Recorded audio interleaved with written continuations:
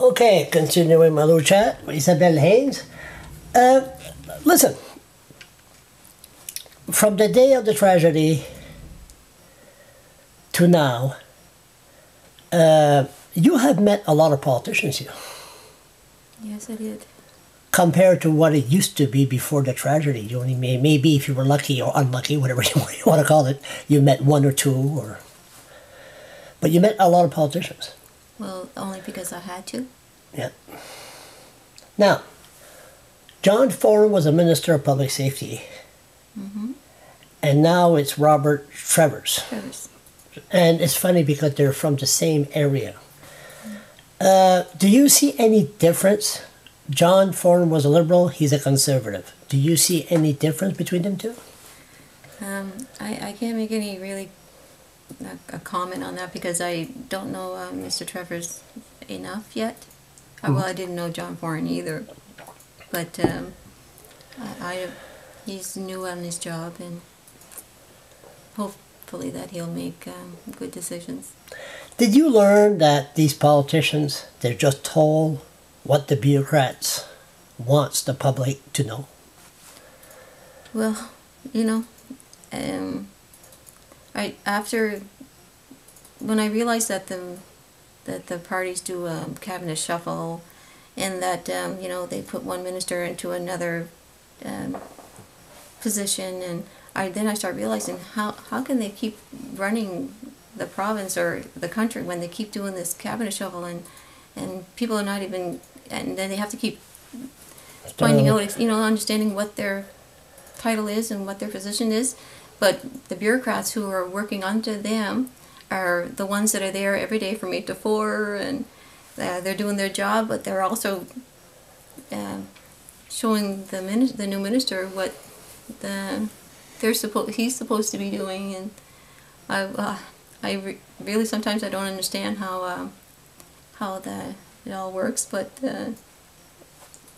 sometimes I wonder why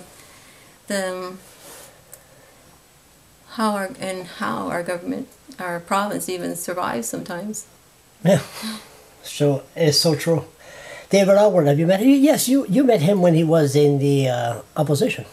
Yes, we had a meeting with him once because we went to him with our concerns about the coroner's inquest, and he's not a bad guy. No, he was pleasant to talk to. Yeah. Have you talked to him since he's been Premier? Just on the telephone once. Yeah. Because he said he would not hide from it, and that he would deal with the issues of the Class 2 drivers behind the multifunction activity buses. If David Alward listens to this video, what do you want to tell him that he's supposed to do? What he's supposed to do? I would say that, they can have all the stakeholders and all the committees they want, but with the facts that are known today and through the recommendations from our son's inquest, that the Class 2 drivers are the professionals to drive our children to school from 8 to 4 and for after-school activities, and this is what our government should do to keep our children safe. What do you say? I hate to ask this, but I'll ask anyway. After 3 years, lots of tears, lots of concern, lots of surprise.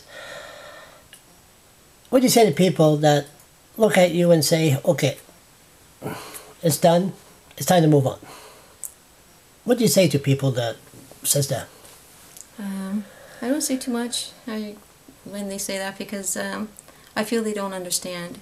That's true. They don't understand enough, and I understand enough to know that if I don't keep pushing for safety for the students, that they'll be ignored, just like our children were ignored.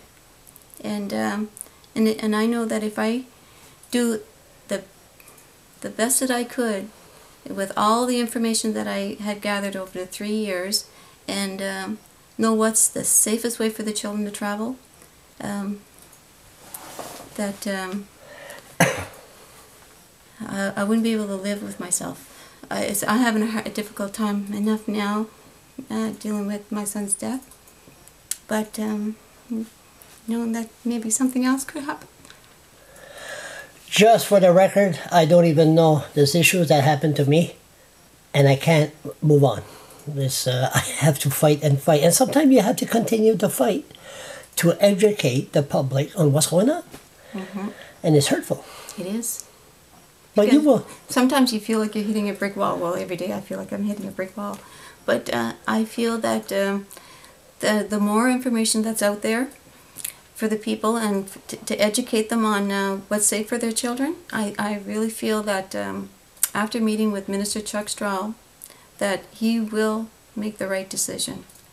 And maybe I could be optimistic, and maybe I could be just hopeful. But I feel that after the review, that he will ban the 15 passenger vans from schools across Canada, and knowing that the multifunction activity buses are the same structure as a yellow school bus, and they're a special vehicle, you know, to keep children safe, that he would have the proper drivers, the professional drivers driving them too. And I really feel confident that he would make the right decision. You know what? Something tells me you're going to be around for a while. I just want to say, keep up the fine work. Thank you, Charles. Doing everything will be fine. Thank you very much.